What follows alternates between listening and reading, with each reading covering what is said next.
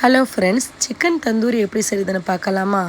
2 வெரைட்டியாக செய்ய போகிறேங்க. இன்றைக்கி எப்படி செய்கிறதுன்னு காட்டுறேன் வாங்க. சிக்கன் நல்லா வாஷ் பண்ணிக்கோங்க, கட் போட்டு ஸ்டீம் பண்ண வச்சுருங்க.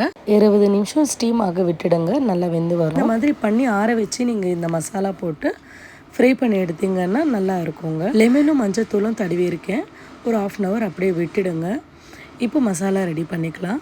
5 ஸ்பூன் தயிர் எடுத்திருக்கேன். தயிர் நல்லா ஸ்ட்ரெயின் பண்ணி எடுத்துக்கோங்க, கொஞ்சம் கூட தண்ணி இருக்கக்கூடாது. இஞ்சி பூண்டு 1 ஸ்பூன், பெங்களூர் மசாலா 3 ஸ்பூன், கஸ்தூரி மேத்தி 1 ஸ்பூன், ஜீரக powder 1 spoon, garam masala powder 1 spoon, தனியா பவுட்ரு 1 ஸ்பூன், மஞ்சள் பொடி 1/2 ஸ்பூன், மிளகா பொடி 1/2 ஸ்பூன், பெப்பர் 1/4 ஸ்பூன், தேவையான அளவு உப்புங்க.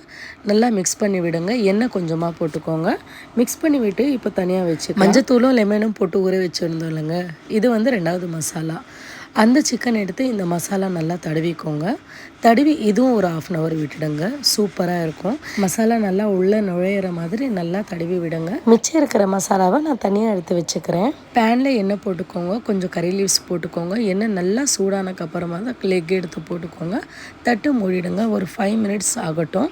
திருப்பி விடுங்க. இன்னும் ஒரு 5 நிமிஷம் குக் பண்ணுங்கள். திருப்பி விட்டுட்டு அவ்வளோதாங்க, தந்தூரி ரெடி ஆகிடுச்சு. அவன் இருந்தால் தான் தந்தூரி செய்யணுன்ட்டு இல்லைங்க, இந்த மாதிரி வீட்டில் கூட நீங்கள் பேன்லேயே செஞ்சு சாப்பிட்லாம். ரொம்ப ஈஸியான மெத்தடாக காமிச்சிருக்கேங்க. சிம்பிளாக வீட்டில் ஏதாவது கெட் டுகெதர் பண்ணணுன்னா கண்டிப்பாக நீங்கள் இந்த மாதிரி ட்ரை பண்ணுங்கள். டிஃப்ரெண்ட்டாக இருக்கும். சாப்பிட்றவங்க கூட உங்களுக்கு அவ்வளோ பாராட்டுவாங்க. நமக்கும் அந்த மாதிரி கேட்கும் போது ரொம்ப ஹாப்பியாக இருக்கும். மீதி உள்ள மசாலா இதை போல் நீங்கள் ஃப்ரை பண்ணிக்கலாம்.